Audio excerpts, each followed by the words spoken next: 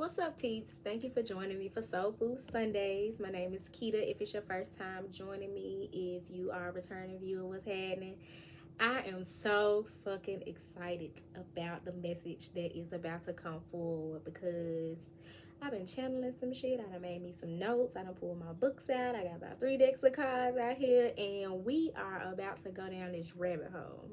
And I didn't want to do it without y'all. Like, I want y'all to see this shit unfold. You know what I'm saying? I ain't been this excited about a reading in a minute. So we're gonna get into it because I've been seeing a lot of like sword and scale symbolism, and it prompted some thought into what they have in common and what makes them different. Like, what message is trying to come forward to me about swords and scales? So I took out my little handy dandy notebook, like they say on Blues Clues, and started making me some notes. So I started out with jotting down what I know about what swords represent and what scales represent. Just saw 111. So we definitely talking about the new beginnings that are unfolding for us, or the things that we're right at the threshold of beginning. And I started with swords, created me a little column. I'll put this on the community board for y'all in case it helps you in any way with your journey. But swords represent truth. They represent communication. It represents air energy, logic, your mental capacity, mental health. And one thing that swords and scales have in common is they're most times, if not all the time, made out of metal, right? When I think of metals, I think of alchemy, turning one metal of lesser value into something of greater value, transmuting that energy. Just saw 211. So that may be significant to you all, relative to like your relationships or how you relate to certain things in your life and how you're mastering it. Just saw 222. As things come into balance and alignment for us, which brings me to scales. Scales, all about balance and alignment, right? So when I was creating my little column and I'm thinking about the things that stand out to me about the significance of a scale, I'm thinking balance, I'm thinking justice, I'm thinking harmony. Things got to be in alignment to be harmonious, right? Fairness is also an air energy, in terms of the elements: fire, water, air, earth. And so they have that in common as well. You got these two items that are made of metal that represent air energy. So then that prompted me, just saw 311, to think about what the air signs are. So we got Libra, we got Aquarius, and we got Gemini, right? Those are our air signs. So this may be very significant to those of you who have these elements in your chart. If you are familiar with the depth of your natal chart and know what your other placements are other than just your sun sign, you may want to look there to see where you have air placements and where this message may be relative to that sign. So for example, my North Node is in Gemini. So I'm needing to more than likely apply this message to following my North Star, following that the path that's laid out for me in a more Gemini type of way, right? So did a little research before I decided to just stop and go and get into the reading. And I was looking into the spiritual significance of swords outside of what, initially came to my mind when I started to think about it. And it says that swords represent any weapon that man may use against any fellow man. The tongue is considered a sharp sword. So we need to be mindful of how we talk to people, but also, just our 444, how we are speaking to ourselves, how we talk, how we bring things into fruition, how we manifest and alchemize by using the spoken word. And I really think that's like the caveat, the huge thing that's so important about the message that's trying to come forward is that we're needing to sharpen our swords. Sharpen our swords, oil up our scales to see where is it that we're speaking negativity into our lives. How can we make that shift and start to speak more positively and therefore have more positive experiences, therefore have more confidence. But it says use, this is not what the book said. This was a note that I made as I personally have been working with the I Am Presence and Saint Germain to better affirm myself, better to stand in my goddess power, my God like energy, tap into the God within me and do that, make that shift energetically, because I got plenty of shit that I could be negative about going on. You know what I'm saying? We all do. We all got some shit we could complain about, but I don't want to. I don't want to. I want to approach the shit from a goddess type, in a goddess type manager, in a manager, in a goddess type manner, or in a God type manner. But we are the managers of our energy, and so a lot of what's coming forward in this message is about us managing our energy and using the concept of the swords and the scales to do it. We getting there. So we're needing to affirm our I am presence. And when you use I am in decrees and mantras in your speech on a day-to-day to one another, in your meditations, I like to go to sleep listening to I am mantras. I try to remember to put the I am mantras that I've been listening to on the community board for y'all as well, just off 7-Eleven, because that's definitely going to help you to anchor yourself on your journey, because the wind's gonna come, they gonna blow, shit gonna happen. You're gonna be approached with lessons and things, you know what I'm saying? And when you do, you want to be anchored in your I am presence, regardless of what way the wind is trying to blow you. So again, tapping into that air energy. But when we are affirming and we are saying, I am this and I am that, it says the God in me is. So think about some of the things you say about yourself, and then replace that with the God in me. So when you say I'm broke, you saying I am broke. You're really saying the God in me is broke. You're declaring that. That's a decree that you're making. That's a declaration, just like 8-11. And in order to shift from that lack, poverty consciousness, you're needing to really be more intentional about shifting the way that you are speaking and bringing more abundance into your life by affirming, I am wealthy, I am abundant, I am provided for. The God in me is abundant. The God in me is provided for. The God in me is grateful. You know what I'm saying? So we want to be intentional about how we speak it to ourselves. Cut out that I am tired, I am frustrated, I am all of the negative things. That don't mean you're not going to feel those ways, but those are temporary things. You are not that. The God in you is not that. It's just a temporary feeling. You know what I'm saying? You needed to acknowledge it. Yeah, you tired. Get some rest. Do something about it. You know what I'm saying? So then I stopped there with the notes, right? What I'm being led to do, though, is to explore what I found on page 171 of the Encyclopedia of Secret Signs, because I stopped there and I didn't read it, right? So I'm going to read that. I'm going to pull some cards, and then I'm going to do a new thing. It's new to y'all. It ain't new to me. I'm going to pull a crystal prescription for us as a collective, because I've been doing a lot of readings where all this love, twin flame, soulmate, this and that been coming up. And y'all, I'm tired of this shit.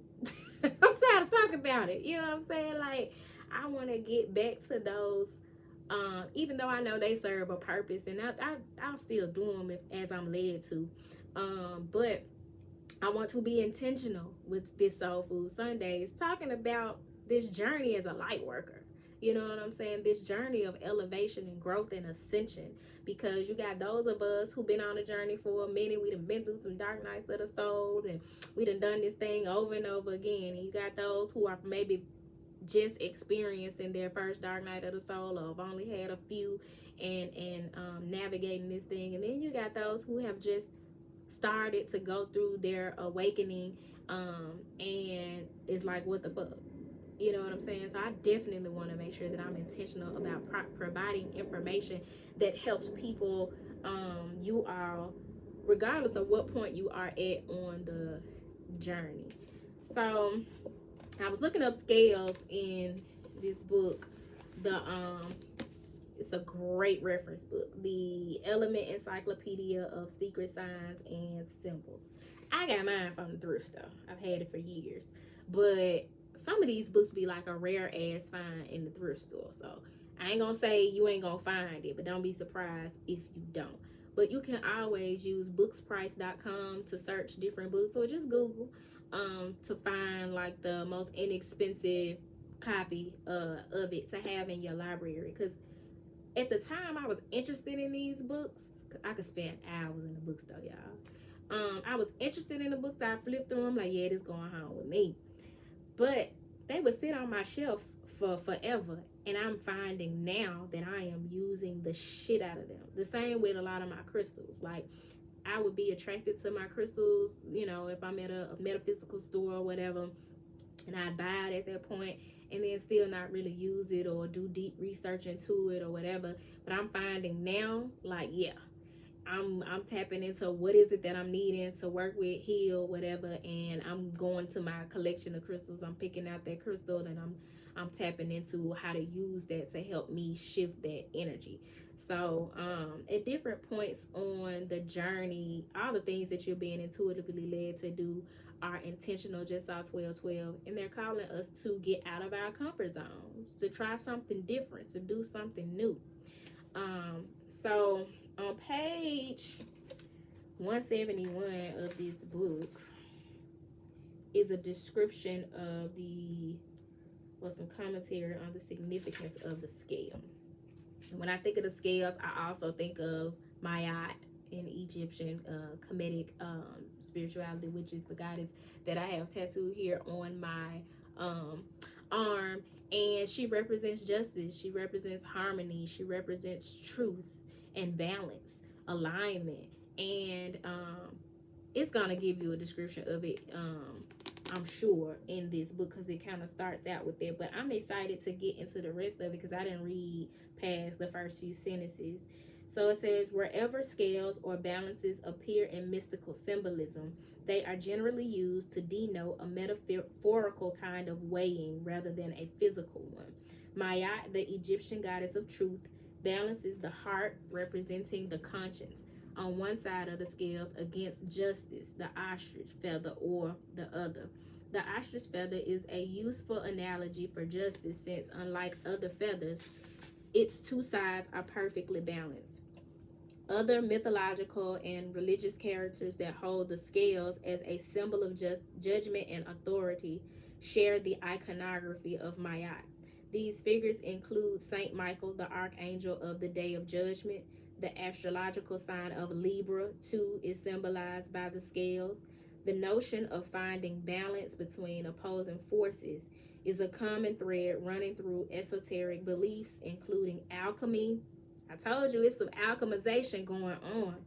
And the Kabbalah. The Kabbalah is like, to my understanding, just off 1414, which may be symbolic to you guys, Jewish mysticism, Jewish metaphysics. Every culture has its sector of metaphysical knowledge. And so for the Jewish, to my understanding, that's the Kabbalah. And that's where we get concepts like the tree of life. So it says the pivotal part in the center of the scales is itself symbolic of this point of perfection, a return to oneness between male and female, darkness and light, matter and spirit. The scales and the sword together.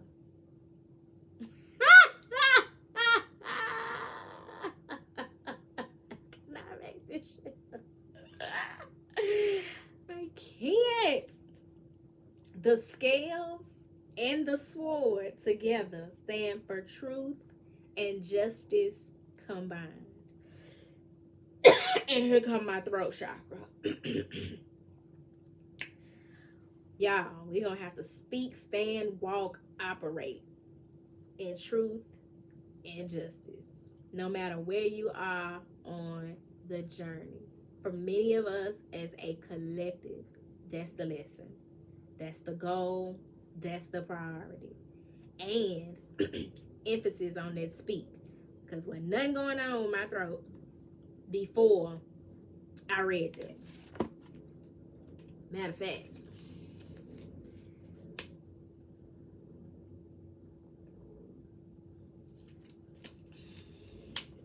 now granted, I've been talking a lot. But if you've been watching, you know my ass can talk. And I don't have no irritation with my throat until it comes time to make a point about the throat chakra, right? Wow. So, what's going on with your swords and your scales? How are you utilizing your sword and your scale? Are you speaking your truth? Are you speaking from a place of your affirmed I am presence? Are you walking in your truth? Are things balanced in your life? Are you moving throughout your journey in truth and justice? If you're not, that's fine. More than likely, you ain't. It's some portion in some sector of our life. We're being pointed to tighten up, pay attention, take assessment. Where can you walk more in your truth? Where can things be more balanced in your life? So we got that information. I had mentioned the meaning of, or the significance of, the I am. When you say I am, meaning the God in me. And I got a lot of good ass information from this book, Secrets of Prosperity, Abundance in the 21st Century. Y'all, I love this book. It's another one I got from the thrift store, have had for years, and I just started reading it the other day. I was sitting in the sauna reading it, and I was like, God damn, I should have been picked this junk up. I've read some similar content, but this one is dope as fuck. It talks about the archangels and a whole bunch of like prosperity affirmations. The one that I referenced a moment ago on page 20. I'll share with y'all a little bit from there.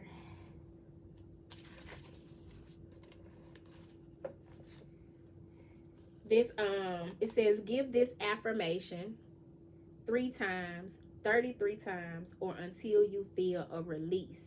If you are really serious about wanting to change conditions in your life, you may want to memorize this little mantra and let it flow through your mind many times a day whenever you have a free moment. I am free from fear and doubt, casting want and misery out. Knowing now all good supply ever comes from realms on high. I am the hand of God's own fortune, flooding forth the treasures of life, now receiving full abundance to supply each need of my life. Calling it forth, declaring it as so. I am. The God in me is free from fear and doubt. The God in me is the hand of God's own fortune. It's time out for looking for something outside of you to come and save the day. Which is bringing me to the point about the swords. You know, a lot of times when you see a sword, you see a warrior. You see a knight. You see somebody who's fighting. Okay, that's part of life. I get it. What are you fighting? We wrestle not against flesh and blood, but against spirits and principalities. So how's your spiritual hygiene? How are you cleansing your energy? How are you cleaning up your speech, your thoughts? How are you cleaning up where there's imbalance in your life? What them scales looking like? It says, when we say I am in our decrees and mantras, we are really saying God in me is. As you give this decree, visualize the violet flame bathing and cleansing your aura. See the flames dissolve every bit of fear and doubt that may be keeping you from the treasures that God wants to give you. And then claim your right to the abundance that will supply your every need. Also been working with the violet flame. The violet flame is a meditative energy that you can work with to clear the karma in your life. Clear karmic patterns, people, behaviors. It all starts with your energy and your thoughts. So helping you to clear that out so that you can make room for abundance, for happiness, for joy, for peace, for lightheartedness. So now that we done got all that out the way, 20 minutes into the reading, I want to see what the Moonology cards have to say about this energy, this message that is coming forth, because this is apparently a central theme that's going on in the collective, or else the divine would not be calling little old me to talk about it. Clear. And I just saw 2111, which is like 2111, speaking to new beginnings in terms of like partnerships and relationships. And we had some mention of with the scales, the coming together into oneness of masculine and feminine. And in order to do that, there has to be a coming together of light and darkness in the masculine and feminine, and a coming together of spirit and matter, so that the masculine and feminine can come together in the physical. So a lot of that is like the shit that's been taking place in the 5D, spiritually, telepathically, the energy that each counterpart has been working on, alchemizing, to get into a place where these two wounded, severed,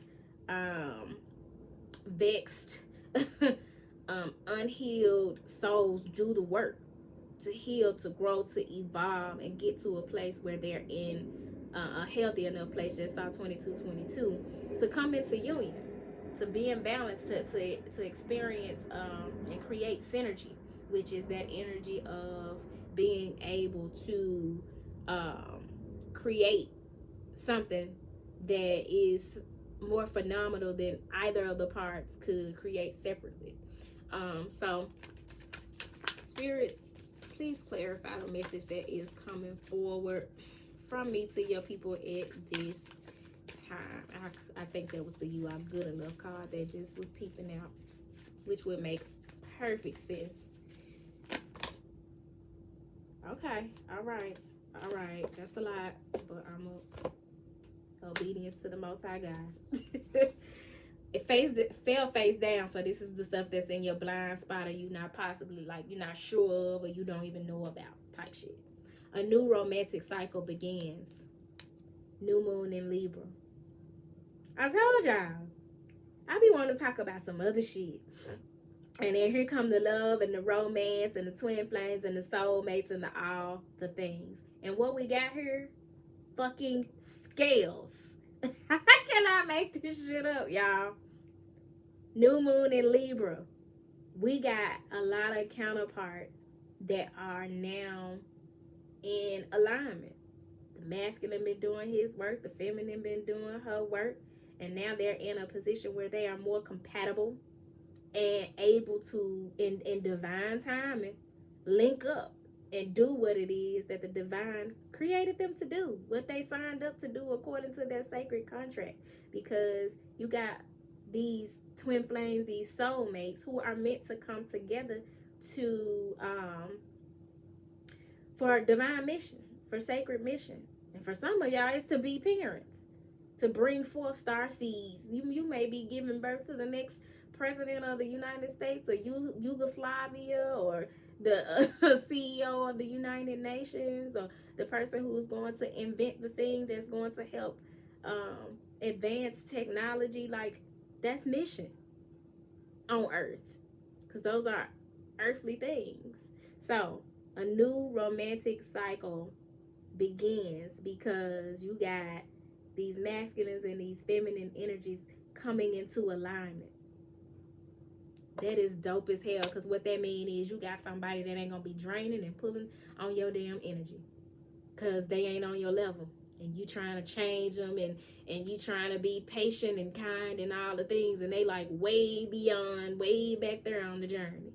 You know what I'm saying? So this is beautiful.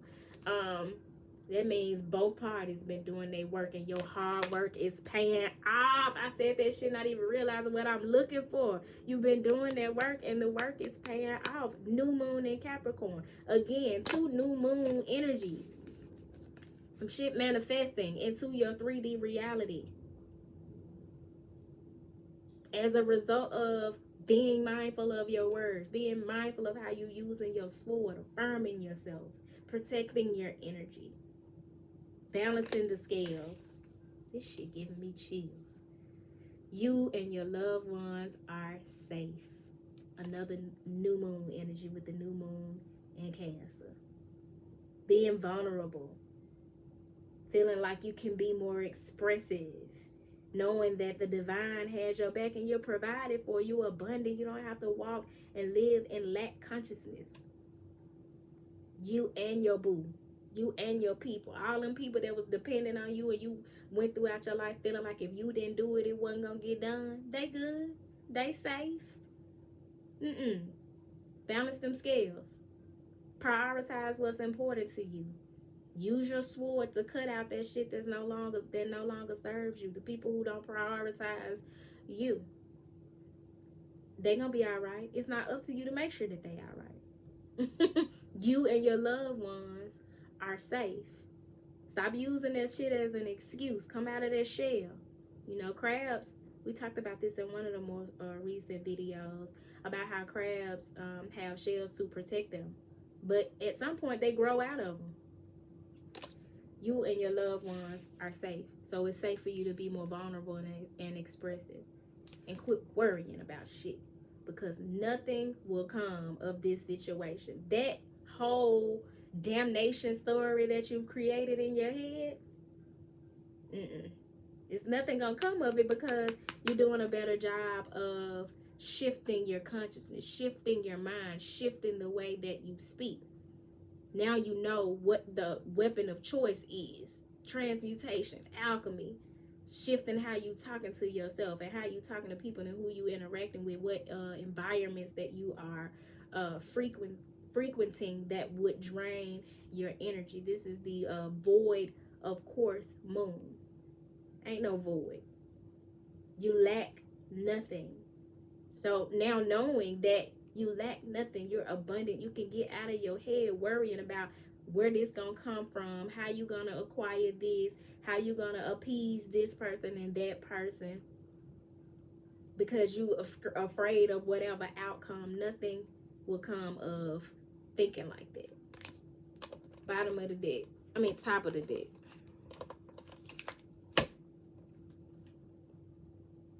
This another symbol I've been seeing a lot, and I meant to put that on here. I meant to include this in this exploration of these symbols. Luck is on your side. The arrow. The archer. Me and my cousin been talking about the significance of the archer. Luck is on your side. Stay focused on your goal. Whoever it is, whatever it is, keep your eye on the prize. And you're going to use your swords and your scales in order to do that. You got to have balance involved in all of this. You got to be focused when you're using your sword, or you fuck around and cut the wrong person, or cut off the wrong thing. Say the wrong thing. You got to have balance with them scales. That's the whole point of using it. So that you can see where the balance or the imbalance lies, right? You definitely got to have that balance when you're using a bow and arrow. And in this case, this is Cupid's arrow. But even when y'all come into union, you got to stay focused on that which is the prize for you. You got to keep your eye on the prize, because luck is on your side.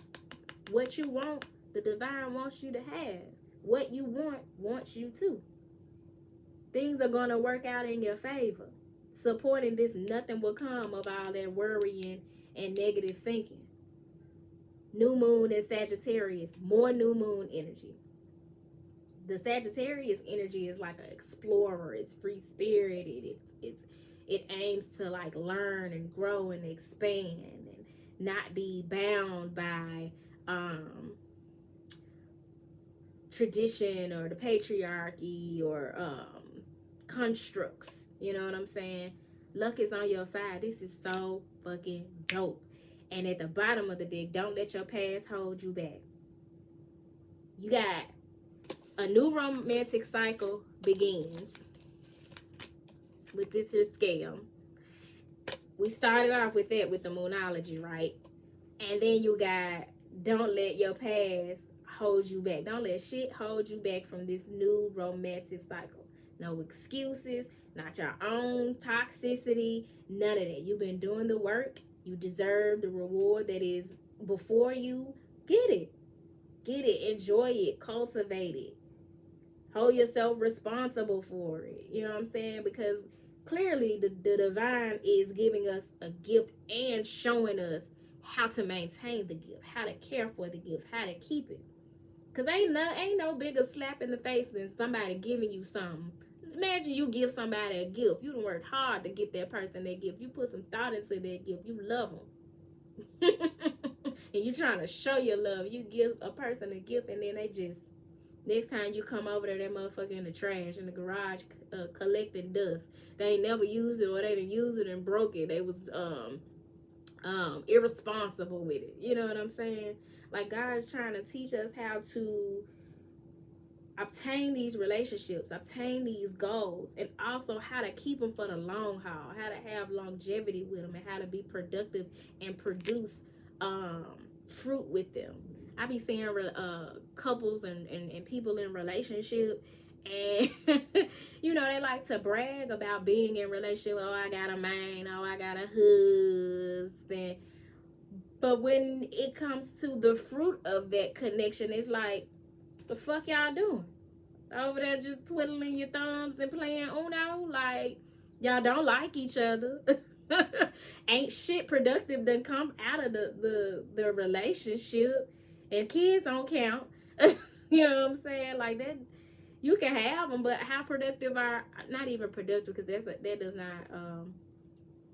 does not constitute the value of a person. But y'all get what I'm saying. People be putting these relationships on a pedestal as if just being in one is the end all and begin all. No, what's the quality of the relationship?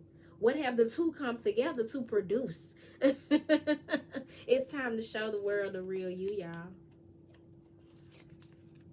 Time to show the world the real you and look at the bigger picture. And you got what? Another bow and arrow.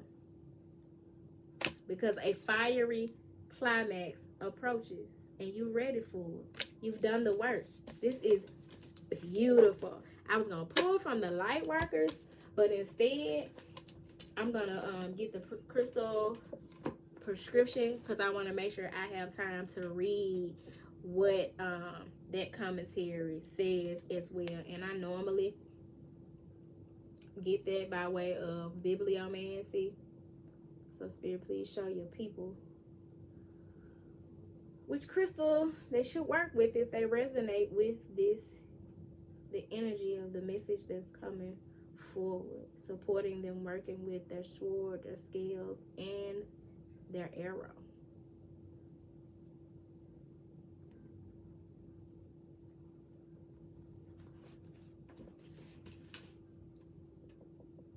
Cinnabar. The key words are alchemy, magic, transformation, insight, manifestation, wealth, mental agility. Is that not an sword quality? A sword characteristic, sword energy, air energy, alchemy, y'all? Come on now. The element is fire. A fiery climax approaches. Shit about to get real passionate. Get activated. The chakras are the roots, the sacral, and the third eye. Those are the chakras that working with cinnabar. Cinnabar is not hard to find. I don't have any. I haven't acquired any. You know, I sell crystals and I haven't acquired any, but I've seen them at metaphysical stores. So it shouldn't be that hard to find. And should I get a hold of some, I definitely will let y'all know. But it says cinnabar quartz stones are talismans of the alchemical transformation from self, small s, to self, big X, capital S, that God self, the I am. It says the full manifestation of one's spiritual blueprint, the fulfillment of the divine pattern we carry within ourselves. This requires burning away the dross of one's imperfections, that violent flame, and refining what remains into the pure essence of the higher self. Cinnabar quartz can be a powerful ally in this. In addition to the first two chakras, the root and the sacral, cinnabar quartz stimulates the third eye, making for greater insight and the ability to see visions of the potential future. It helps one ground one's visions in physical reality as well. This makes it an ideal stone for creative people as well as business owners, both of whom can use it to actualize their dreams and create prosperity. So for many of you, you may be in your like King of Wands type of energy. You're a visionary. You've envisioned something that you want to bring into fruition, especially those of you who identify with being in these twin flame connections. You definitely want to work with cinnabar, because especially when you come into union and y'all having sex and your energies is you're exchanging energy in that way and you're cultivating healing and all of that, the divine is definitely going to be sending y'all visions and things that need to be brought into fruition and grounded from the 5D to the 3D. So you definitely want to work with cinnabar then, and even if you're not in a relationship, because you're still receiving messages about things that you're needing to ground in your 3D reality.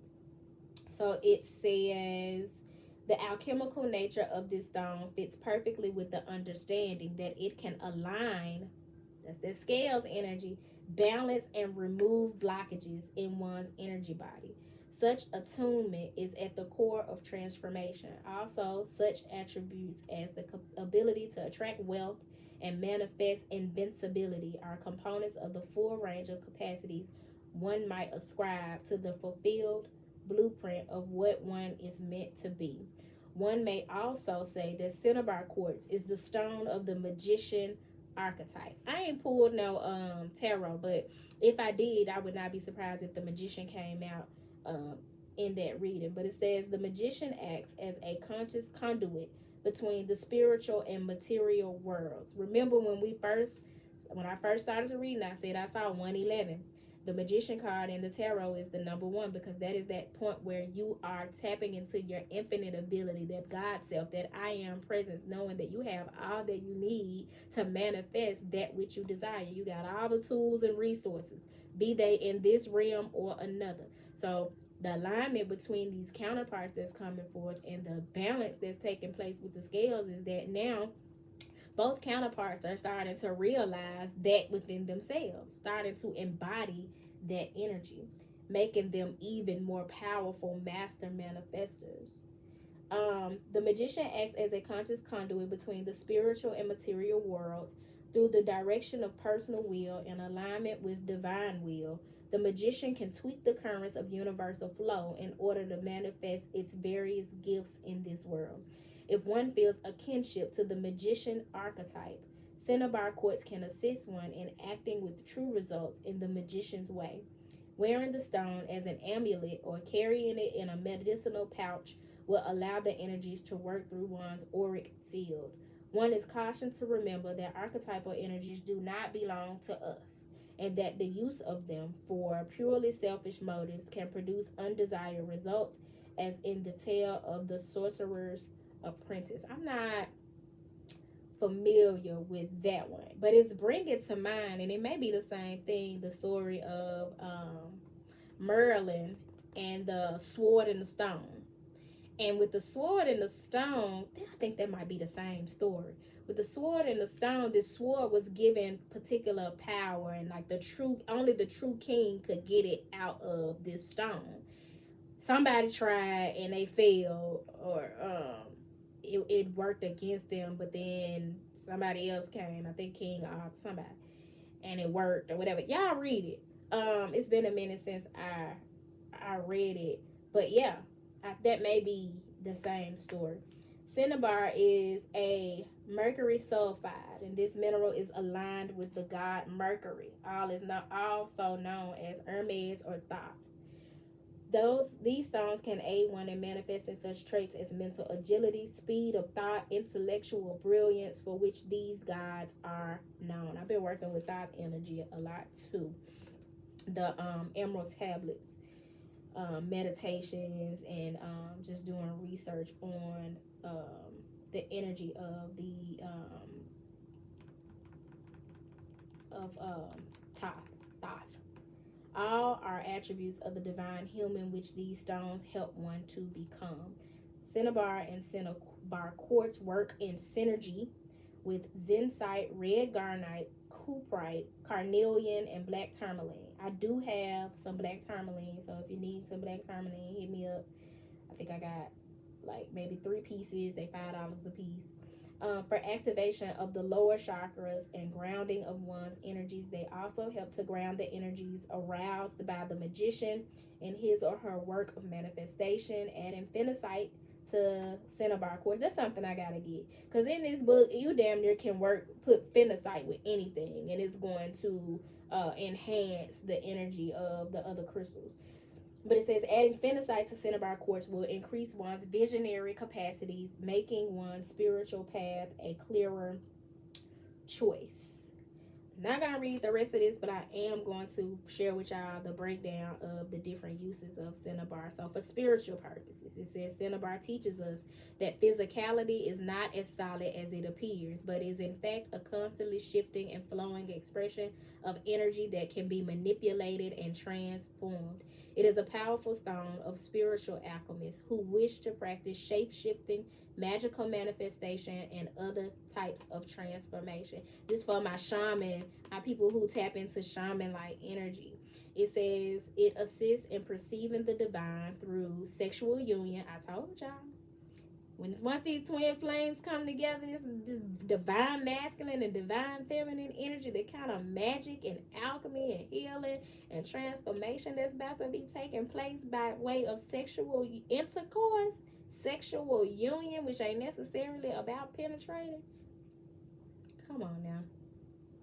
And in honoring that aspect of physical experience, it empowers one to fully embody one's spirit, experiencing the power of the divine through the physical form. Baby. A fiery climax approaches. A climax, okay?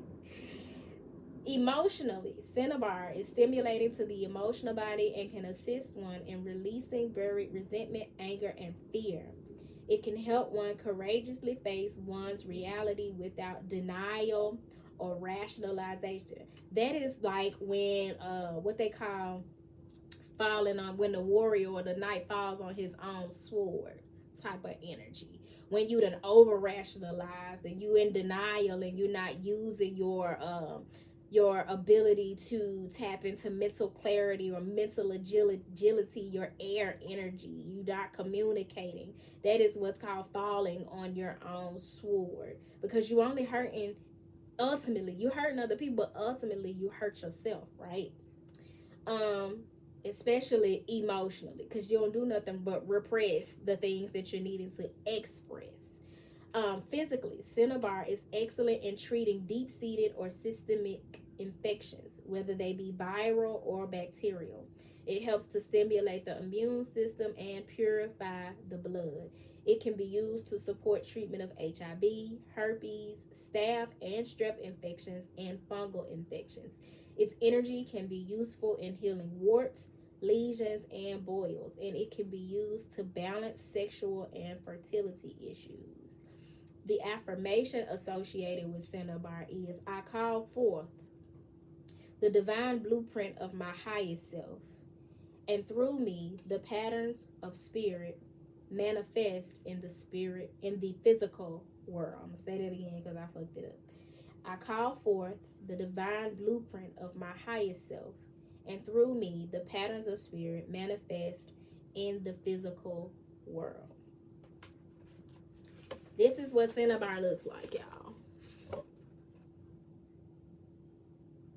So if you're looking for it, you'll know what you're looking for. That's gonna be it, y'all. That was dope as fuck. I pray that you all are committed to learning how to utilize metaphysically and physically your swords, your scales, and your arrows, that you are staying focused on your goals and not letting anything to distract you from that which the divine is teaching you, leading you to alchemically manifest in your life. If you are needing a personal reading, feel free to email me at turquoisemajesty@gmail.com. Don't forget to like, comment, and subscribe to the channel. And if you're local, I'm going to be hosting a spring cleaning sound bath each Tuesday in the month of March, as we are approaching the spring equinox. If you are in the Mid-South area, Memphis, South Haven, Little Rock, Mid-South, feel free to join. Email me or DM me for the information. I'm going to post the flyer as well if I haven't already, so that you can see what's being offered, and you can hit me up for the details. You can email me at turquoisemajesty@gmail.com. And with that being said, y'all, I hope the message found you well. If it did not find you well, I hope something was said that leaves you well. And until next time, peace.